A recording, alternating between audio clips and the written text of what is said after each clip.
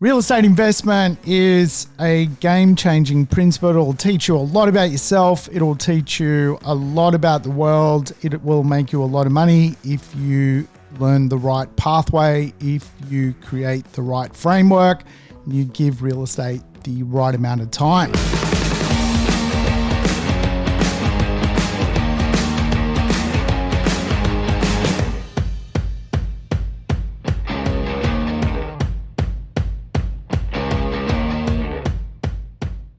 Welcome to the Urban Property Investor. I'm your host, Sam Saggers, here to help you crack the code of real estate wealth. Today's 8 lessons from cruising. Yes, I'm going to talk to you about a cruise I went on and some of the observations that I have walked away with from cruising.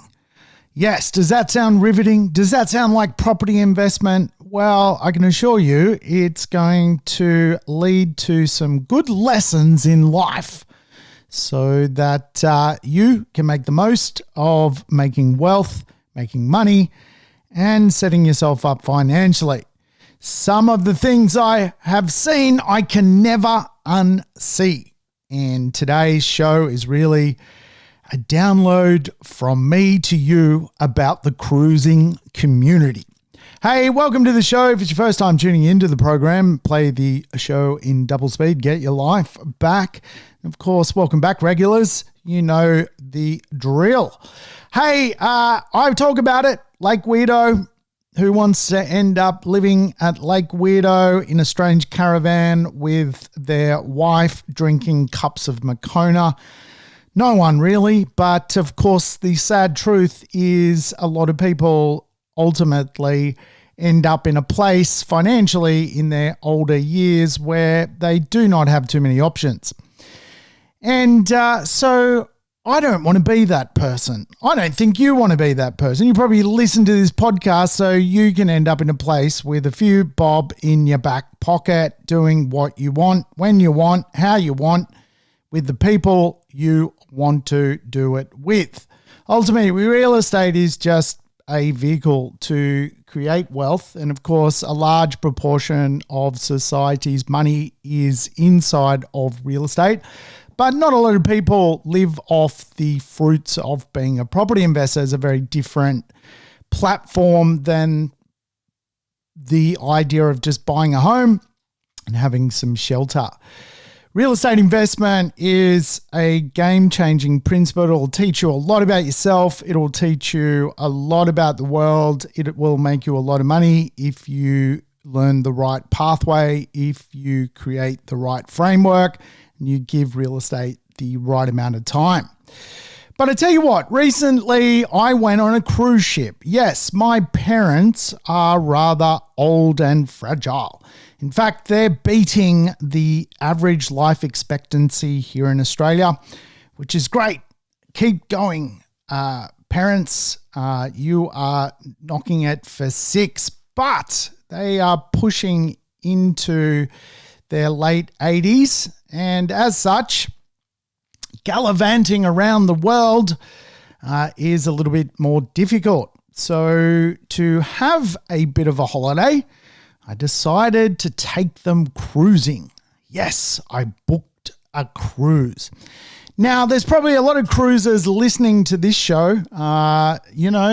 There's a closet cruiser community out there that spend time on cruise ships floating around the world. And of course, I decided to use the great harbour that I live in to its full potential and went down to the rocks at Circular Quay and jumped on a Royal Caribbean cruise with my parents, basically to show them a good time. When you're in your mid-80s, getting about isn't as easy as it used to be. They loved it. They loved the shows and all of the things that are on offer on the cruise, and the fact that it's quite easy to get around is a big draw card for someone who's much older. But I did walk away from lessons. When you're packed into or onto a cruise ship with 3,000 other people, you are basically in a little sardine can. And of course, because you're able to observe others, you can actually make some conclusions on how society is going.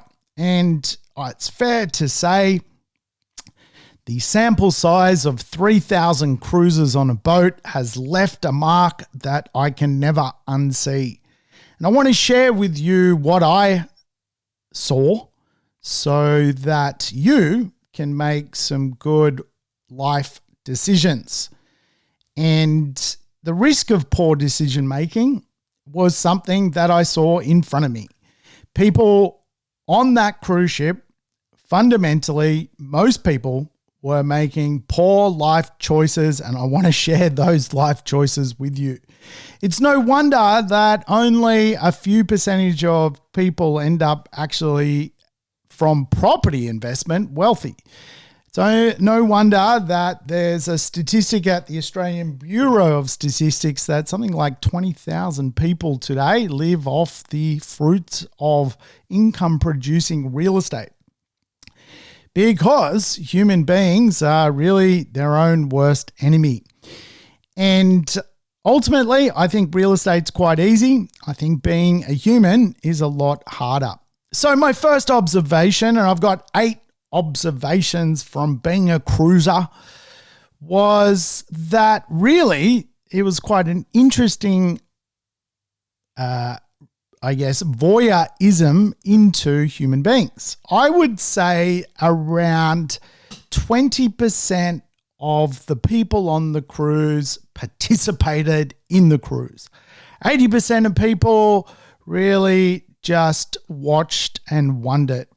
When there was things you could do, things you could buy, things you could activate, a very small percentage of people actually activated the stuff. And of course, I think this is a real symbol of property investment, that only a small percentage of investors or people in society property invest. If you're listening to this episode, you're one of those few people.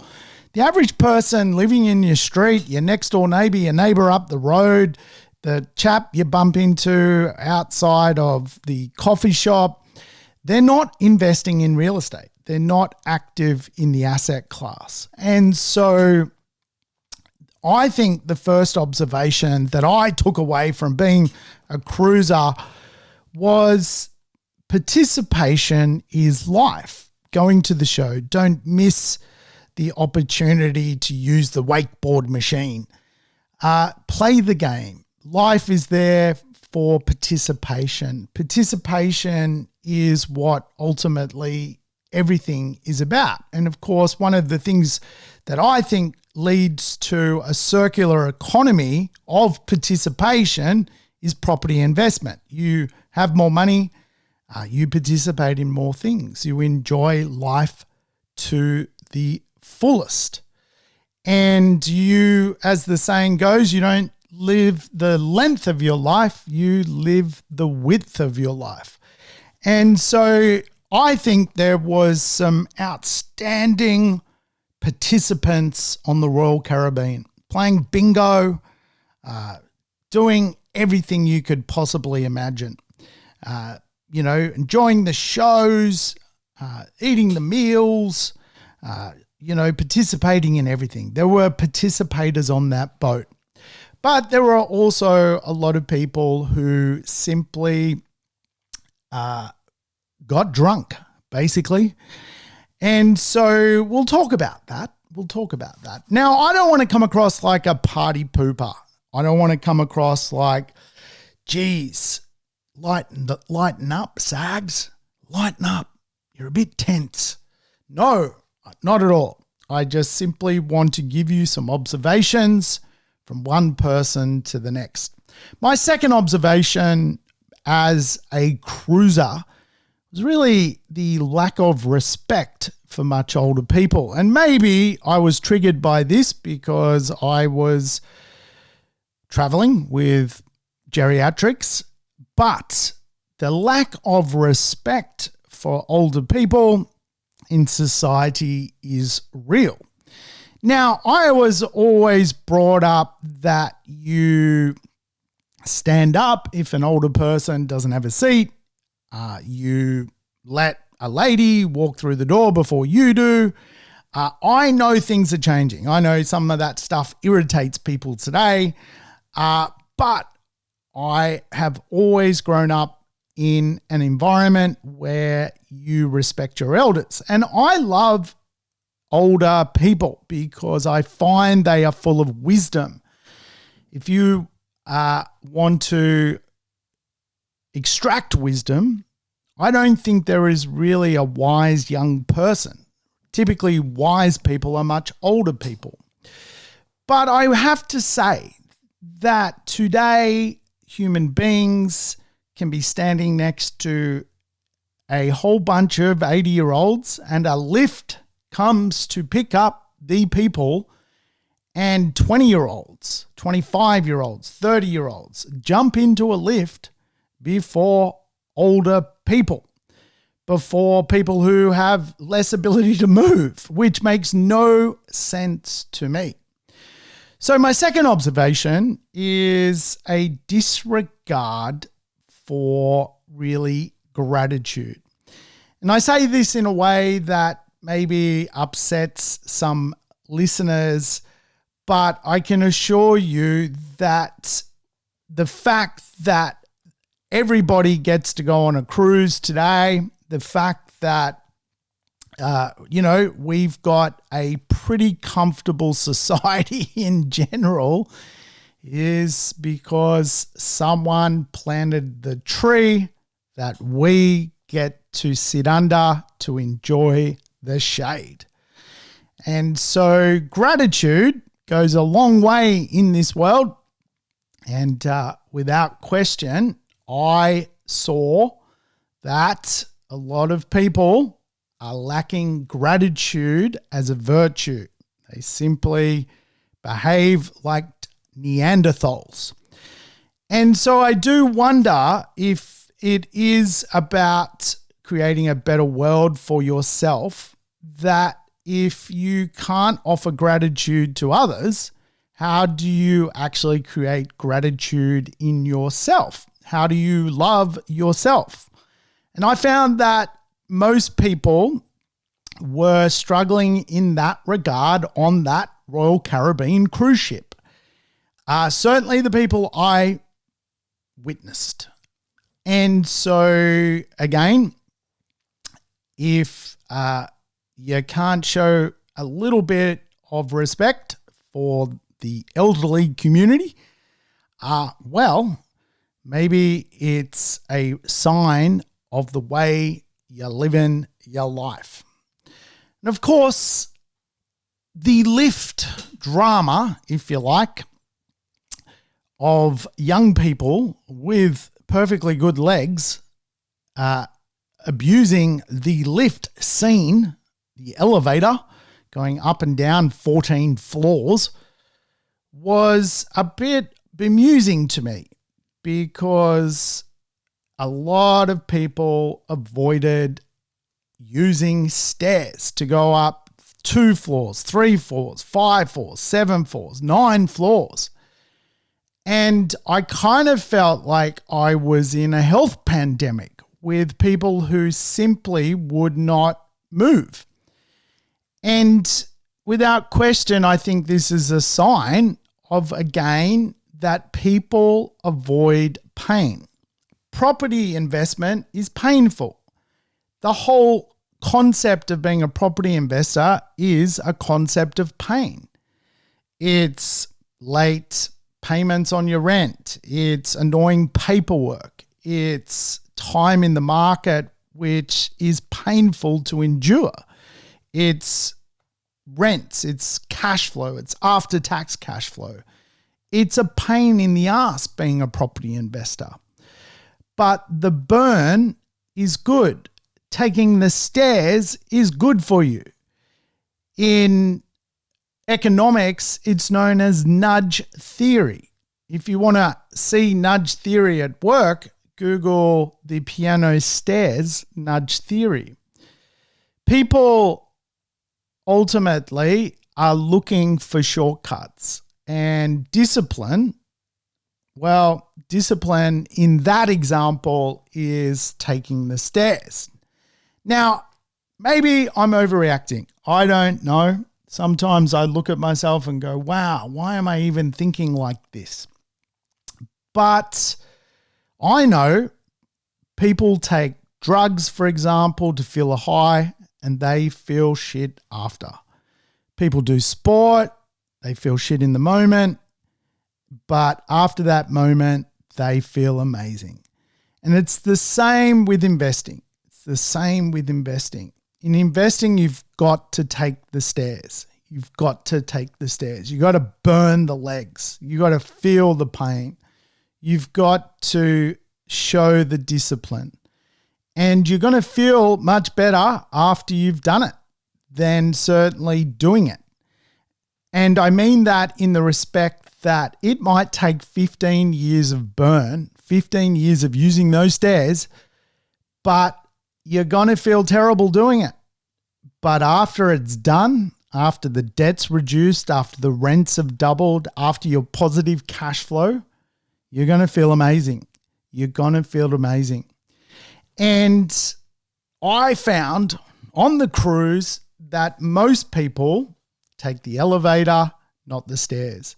I think this is a metaphor for life, that most people want to reach their goals quickly and won't go through the heartache to reach them. And so my advice to you is absolutely enjoy the burn of the stairs. If you're on a cruise ship, it's good for you and you'll feel better after. But if you're a property investor, just enjoy the ride, enjoy the burn. It's great. My fourth observation of being a cruiser was the buffet. Now, I tell you what, that buffet is pretty plentiful. There is a lot of food at the buffet. All looks absolutely delicious. But what I did notice from the buffet is just how the buffet sends people bananas. And of course, this is a great human observation to go there when there's an abundance perception of stuff, it triggers people from a human perspective. And of course, the buffet triggered everyone to overeat. Everyone was smashing not one plate of food, not 2 plates of food, but 3 to 4 plates of food. Everyone was going back and back and back. And really, the idea is a sunk cost fallacy. The idea that you're going to actually smash all you can eat and there's going to be a benefit to that. Well, let's face it, that is not a good idea. And when it comes to the idea of the buffet, if you like, certainly I see that in real estate. Buying on fads, buying basically when others buy. The idea that everyone's smashing, so I better go smash. And again, I think it's a good lesson that really there are consequences to these type of actions. And ultimately, the consequence is immediate satisfaction, but feeling terrible after. And of course, in real estate, we see this all the time, that people jump into a small regional town or a mining market just because it's a fad. And then once they own the real estate there, once things mature and slow down, they are just absolutely ropeable at themselves for not sticking to fundamentals. Now, the fundamental of eating is having a plate of food. The fundamental of property investment is fundamentals around where there are people populating areas, where there's infrastructure and efficiency improvement. Because there's infrastructure, there's going to be a multiplier effect on jobs. Jobs equals rent, and jobs equals capital growth on real estate. So don't be a buffet kind of all you can eat, pressured off basically a scavenger hunt for stuff because everyone else is doing it. Be a contrarian investor. Invest where there is opportunity in fundamentals. And again, the best fundamentals in real estate, there's a lot of evidence that they have always worked when it comes to people and people's back pocket. Now, again, you probably think I'm a bit of a party pooper. Why not smash the buffet? Well, it's just an observation. I think people, when they see others, they feel safer to do crazy stuff. And it just takes one to start smashing the buffet. And of course, my sixth observation was just how lost people were on a boat. After 3 days of sailing, surely you would know where your room is. Surely you would know how the boat works, where the different dining rooms are, where the maze takes you, so to speak. And I think from my observations, I was amazed at just how many people were constantly lost, asking for directions. Do you know where this is? Do you know where that is? I've lost my room. I don't. I'm on the wrong deck. I'm on the wrong floor. It was overwhelming. Like, it was quite amazing. A well mapped out boat, if you like, and people were still lost, bumping around. And I tell you what, I think, again, another observation, a lot of people bump their way through their entire life, just not knowing where to go, not knowing what door to take, not knowing which hallway to walk down, and ultimately live in a very overwhelmed state rather than just setting the sail, making the plan, observing the route, learning the process. And again, it's just an observation of what I witnessed with 3,000 people on a cruise. But for a lot of people, they seemingly could not guide themselves forward. And I think it's up to us as individuals to take charge of our own life, learn to navigate, and or find a guide to help us get where we need to go in this world.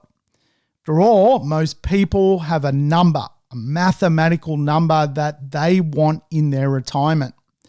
Most people I coach want $100,000 passive income in retirement paid to them, or $2,000 a week. $2,000 a week to live off. To do that, you need a navigational plan. You need a process, a map. You need a number. You need a number of properties to produce a certain amount of income that pays income to you.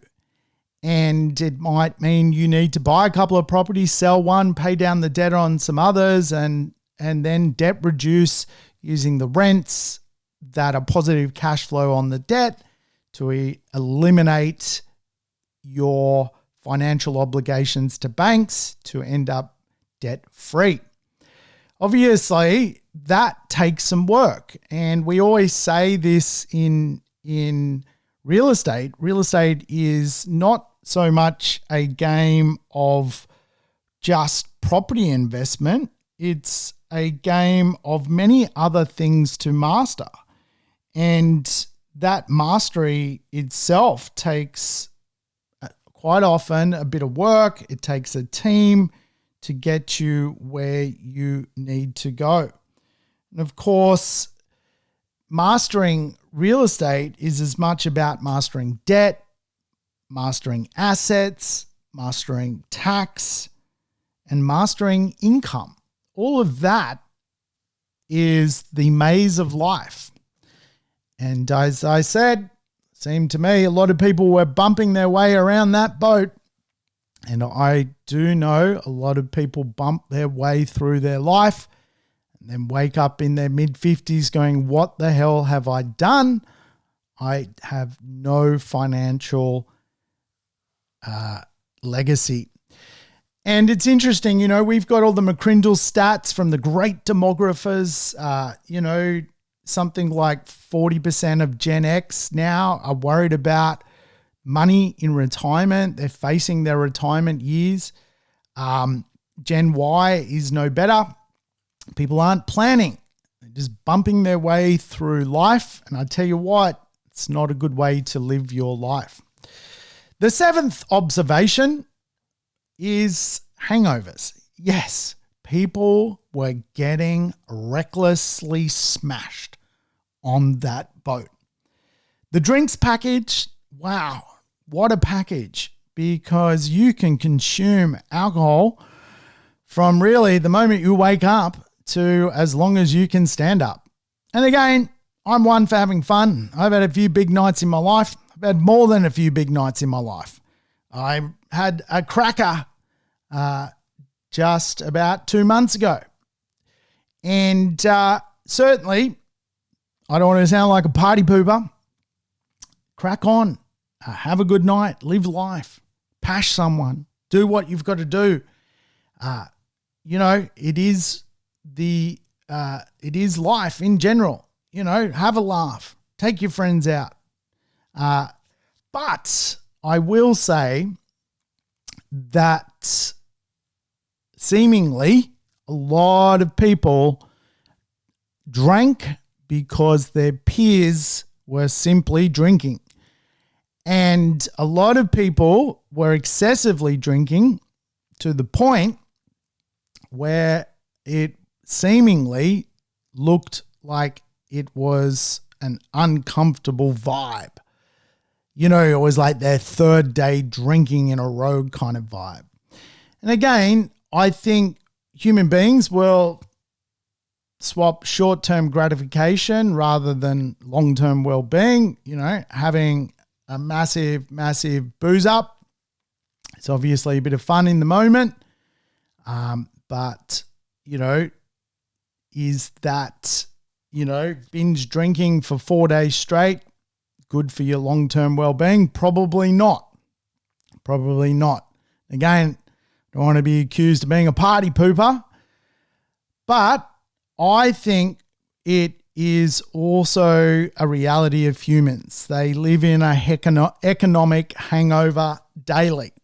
They live in an economic hangover daily. They're basically so foggy from their daily world that every day they wake up the next day, the fog just continues. And really, when we think about the idea of going through that sort of suffering of having that hangover, rather than making a change, it's kind of easy to just go, I'll just smash and deal with the consequences after. And I think when it comes to being a better leader of yourself, a better leader of, being economically sound, it's going, well, what do I swap short term to get the long term benefit of a result? Real estate is a long term sport. You're going to have to give up something that involves a short term gratification for long term well being. It's just the way it works. And again, I love a good party. I had a party on the boat myself. Had a mild hangover myself. I was observing myself as well. And hey, short-term gratification versus long-term well-being. I think it's one of the big roots of all evil when it comes to investment. The fact that so many people live really for, a better car or a, fancy watch or some sort of gratification item, rather than going, that's going to add no value to my long-term well. There is a distinct difference between gratification and activity to value. Value takes time to create. And again, these are just my observations of being a cruiser. And I would say my final observation of being a cruiser is ultimately bad investments. Yes, the Royal Caribbean has some great bad investments. And I was absolutely surprised to see people parting with their money, buying worthless pieces of art and replicas at the art auction. Now, look, I am one for a lovely painting. I have beautiful art throughout my abode. I'm certainly one for decorating and making spatial places look nicer using art. But I have to say, the art auction seemed like a bad investment to me. And even crazier, some people were using debt to buy art. Yes, they were using their credit card to pay for something that will ultimately not produce wealth. Now, there's plenty of art that will produce wealth, but I can assure you it's not on the Royal Caribbean. And so what I noticed was market lemon theory at work, that society really can't tell the difference between something that is high quality and something that is low quality. There were a lot of low quality goods being transacted at that art auction and a lot of people spending their money. Now, I've heard of this before. I was speaking to a financial advisor, and he mentioned to me that one of his clients actually went on the Royal Caribbean and dusted his super on art. And he was trying to help that person out of that particular situation. So some people do some crazy things when it comes to the idea that they can make money. Instead of sticking to the fundamentals, it's like, wow, I can make some money by buying some art on a cruise ship. So bad money habits, and worthless art purchases. It's really a lack of financial education, a lack of good consumerism, and really an emotional spend on those people's behalf. And of course, I think really the lack of financial education is the big one at work here. You had people in their middle ages blowing dough on this crap. And again, I just think that it is an epidemic in society, a pandemic. I'm going to bring out the pan. We're bringing out the big pan. It's a pandemic in society when people do not have the right level of financial education, that they're blowing their money on worthless purchases of assets that are liabilities. Really, I can assure you that is what was unfolding. If the casino and the flutter wasn't bad enough, and of course, I don't mind a little bit of a punt in the old Melbourne Cup, couple of hands of blackjack. But again, some of the people were just throwing their money away there for days.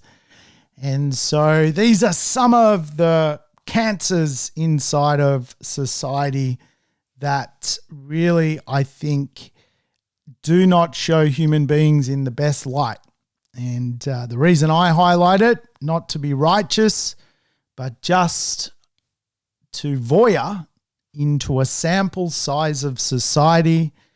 Ultimately, maybe some words that I shared today may just prompt someone you know to guide themselves into, I don't know, a better place to live, a better place to grow, a better place to educate yourself, a nicer way to spend your money, a better way to create a legacy for those you love.